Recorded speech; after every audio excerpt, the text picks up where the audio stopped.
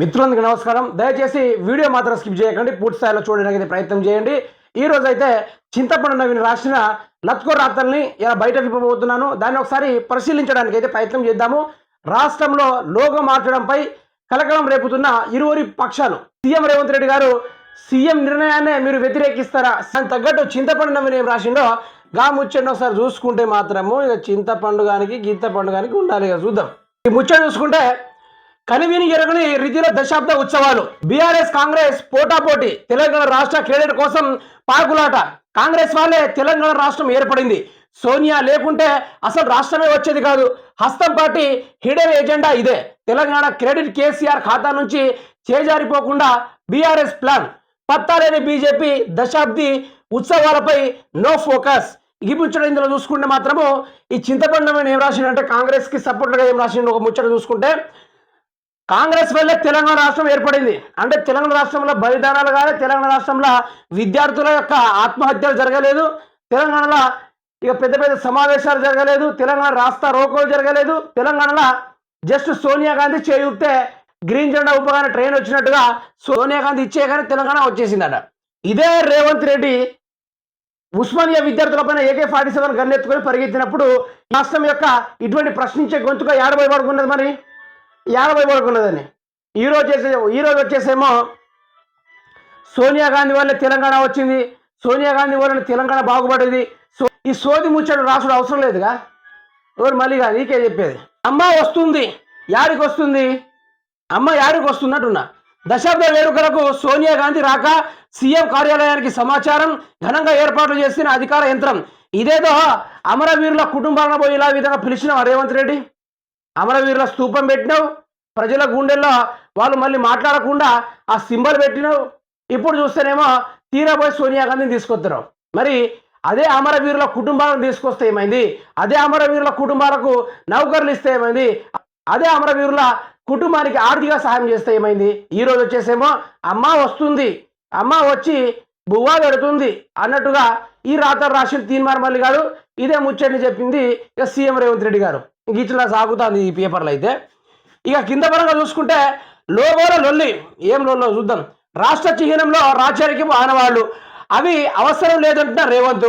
CM నిర్ణయాన్ని వ్యతిరేకిస్తున్న BRS Telangana చారిత్రక చిహ్నాలు తొలగిస్తున్నారని ఫైర్. అమరుల త్యాగాలకు పట్టం కడతామని హస్తం కౌంటర్. లోగో మార్చడంపై ప్రజాభిప్రాయం తీసుకున్నారా ప్రశ్నిస్తున్న తెలంగాణ బీజేపీ. ఈ పరంగా చూసుకుంటే మాత్రము రేవంత్ రెడ్డి లోగో మార్చాల్సిన అవసరం ఏమొచ్చింది? దానివల్ల ఎవరికేమైనా ఒరిగేది ఉందా?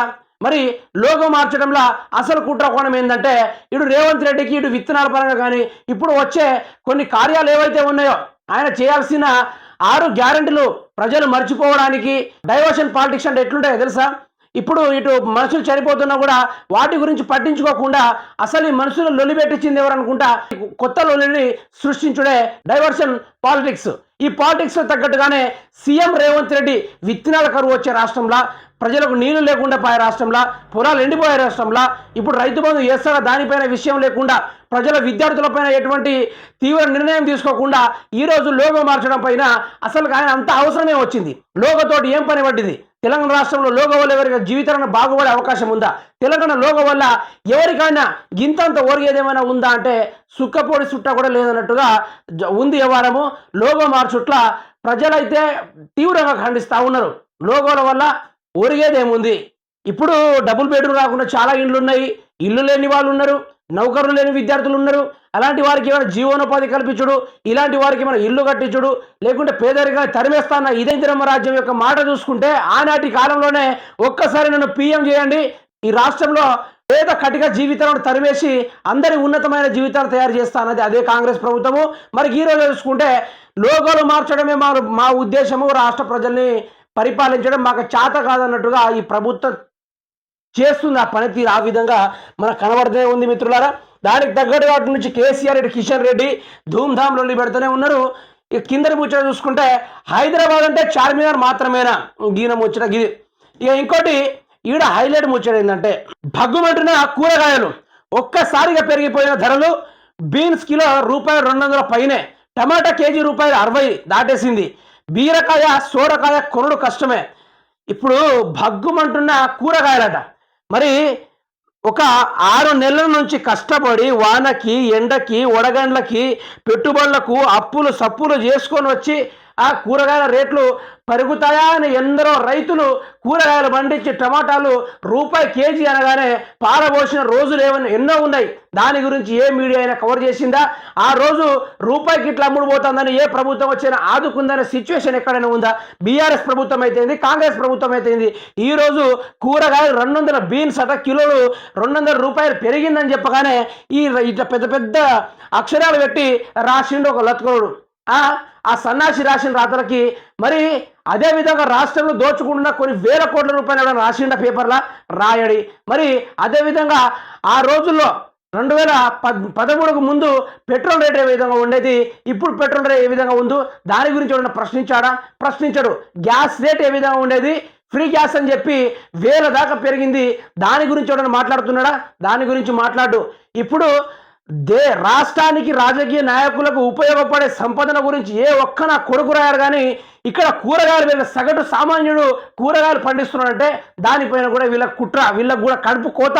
అంటే వీళ్ళ కూరగాయలు పుక్కట్ల పండించి ఇచ్చేయాలన్నట్టుగా వీళ్ళ కథలు చూసుకుంటే పుక్కట్ల పండి వీళ్ళకి ఇచ్చేయాలన్నట్టుగా చేస్తున్నారు ఈ చిత్రరాతలు రాసేటోళ్ళు.